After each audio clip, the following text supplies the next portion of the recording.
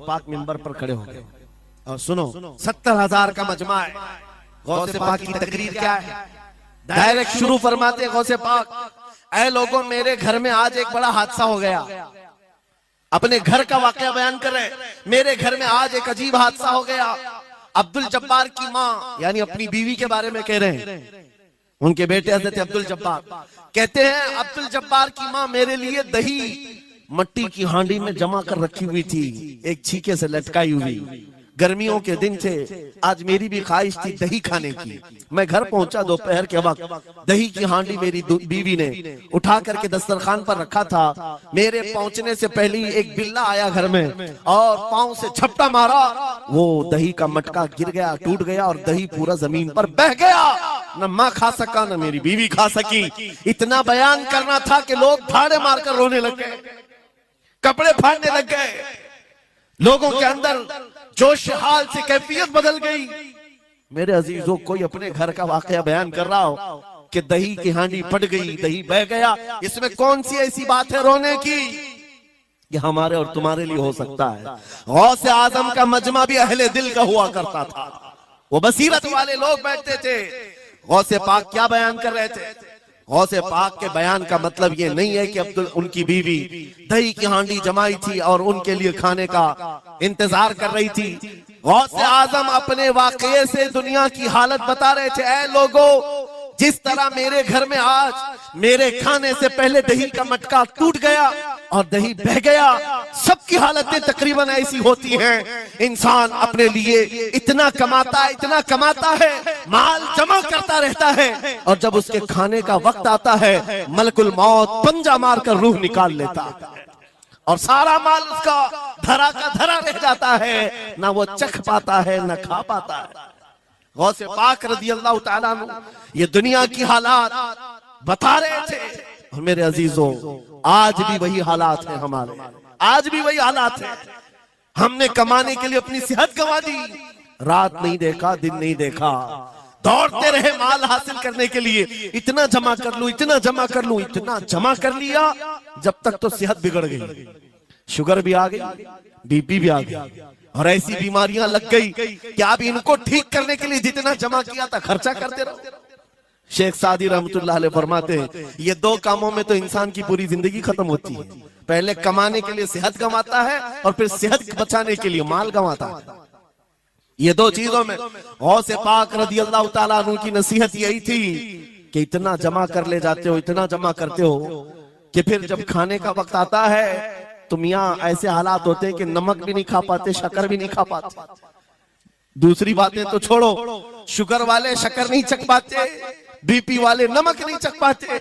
अरे ये बड़ी छोटी चीजें हैं और माल देखो तो करोड़ों का है, अरबों का है, अरबों का माल पड़ा हुआ है, नमक नहीं चख पाते, शक्कर नहीं खा पाते। किसके लिए जमा किया था? और थोड़ी और बड़ी बीमारी हो गई तो पानी भी नहीं पी पाते, डायलिसिस चल रहा है, किडनी खराब है। कितने ऐसे लोग मिलते हैं आज, कितने ऐसे हैं जिन्होंने साफ मुझसे कहा कि डॉक्टर ने पूरा गिन करके कहा है कि पूरे दिन भर में जो है एक ढक्कन से पानी पीना, बोतल का जो ढक्कन होता है उस ढक्कन से बस बूंद बूंद चखते रहना, पानी ही ना पियो, इसलिए कि किडनी काम नहीं करती। ये दुनिया है मेरे अजीजों। हमने अपनी सेहत गंवा दी, पूरी की पूरी सेहत गंवा दी इसको हासिल करने के लिए। इसी को मेरे इमाम अहले सुन्नत फाजिल बरेलवी ने कहा था, शहद दिखाए जहर पिलाए, कातिल डायन शोहर कुछ, इस मुर्दार पे क्या ललचाए, दुनिया देखी भाली। लेकिन समझ में किसी को नहीं आता, उस वक्त समझ में आने लगता है जब जाने का वक्त होता है। जाने के वक्त हालात ऐसे होते हैं, मैं अक्सर अपने टूर में देखता हूँ, उमरा पे जाते हैं, बगदाद पे जाते हैं, खूब आयश से रहते हैं, सबको पता रहता है प्लेन में सिर्फ 30 किलो का अलाउड है, लेकिन मार्केट में जाते हैं तो उनको कुछ खबर नहीं होती, सब खरीद रहे होते हैं। हो जाएगा, खरीद करके लाकर रूम में भर दिए और आज शाम में जाना है तो ठोस रहे हैं इस बैग में उस बैग में, नहीं घुसा। और उसके बाद फिर एयरपोर्ट पहुंचे तो कभी इसको रिक्वेस्ट, कभी उसको रिक्वेस्ट, थोड़ा हमारा भी ले लो, थोड़ा हमारा भी ले लो। अरे वहां सबका 30 है, कोई लेने को तैयार नहीं। फिर खरीदा हुआ वही छोड़ करके हसरत भरी निगाह से देखते जाते हैं। किसी की खजूर छूटी हुई है, किसी के मुसल्ले छूटे हुए हैं, किसी के कपड़े छूटे हुए हैं। हर बार हम एयरपोर्ट पे देखते हैं, छोड़ करके जा रहे होते हैं, बड़ी हसरत से देखते हैं। मेरे अजीजों, ये कोई लतीफा नहीं, सेम यही हालात जब दुनिया से जा रहा होता है एक इंसान, मरने से पहले उसकी आंखें फटी रह जाती हैं। क्यों कहा गया है मरने के वक्त सबसे पहले उसकी आंखें बंद कर दो? क्योंकि वो अपना माल देख रहा होता है, अपनी औलाद देख रहा होता है, अपना घर बार देख रहा होता है। मैंने इसको बनाया था, इस तरह से कमाया था, इस तरह से इसको पाला था, ये सब देखता रह जाता है। उनमें से किसी चीज को उठा भी नहीं पाता, ले नहीं जा सकता। यहाँ तक कि ऐसी हालत होती है खुद जा भी नहीं पाता, दूसरों के कंधों पर सवार होकर जाना पड़ता है। ये दुनिया की हकीकत। गौसे पाक की तालीमात अगर पढ़ते रह जाओ मेरे अजीजों, तसव्वुफ का एक ऐसा किला है। गौसे पाक की तालीमात काफी है तुम्हें तौबा करने के लिए, दुनिया में दिल लगाने के लिए और उससे दिल हटाने के लिए। गौसे पाक की तालीमात काफी है। आपने फरमाया था दुनिया में ऐसे रहो जैसे कश्ती समंदर में चलती। कश्ती समंदर में चलती है यानी पूरे भरे हुए मौजों के पानी पर कश्ती चल रही है, लेकिन उसका कुछ बिगड़ता नहीं है। हाँ, अगर पानी कश्ती के अंदर आ गया तो फिर कश्ती के लिए खतरा है, डूब जाएगी। तुम दुनिया में ऐसी रहो कि तुम्हारे अंदर दुनिया ना आए। तुम दुनिया में हो, तुम्हारे अंदर दुनिया ना आ जाए। अगर तुम्हारे अंदर दुनिया घुस गई तो डूब जाओगे, फिर यहां से निकल नहीं पाते। मौलाना रोम इसी की मिलती जुलती बात कहते हैं मसनवी शरीफ में। जलालुद्दीन रूमी फरमाते हैं एक चूंटी को देखा, शहद का एक कतरा जमीन पर गिरा हुआ है। शहद का कतरा चिपकने वाला होता है, यानी उसके अंदर गम होता है। चूंटी करीब से आई, एक चुस्की ली, शहद को चखा और जाने लगी। फिर आई, पेट कहाँ भरता है चूंटी का मीठे से। अरे शहद तो पानी में भी रखो, ऊपर से आके गिरती है और शहद खाना है उसको। और दूसरी तरफ से आई, फिर गई, पेट नहीं भरा, चारों तरफ से उस कतरे को चाट चाट के गई।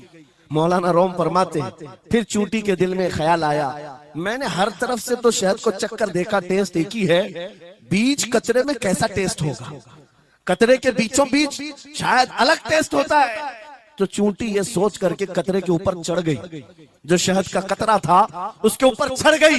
कहा ऊपर चढ़ करके मैं चुस्की लूंगी इसकी और चखूंगी। और जब चढ़ गई तो उसके सारे पैर हाथ उस पे चिपक गए। चूप्स तो लिया, शहद खा तो लिया, लेकिन वापस आने का कोई रास्ता ही नहीं था। सारे हाथ पैर उस शहद के गम में चिपक गए।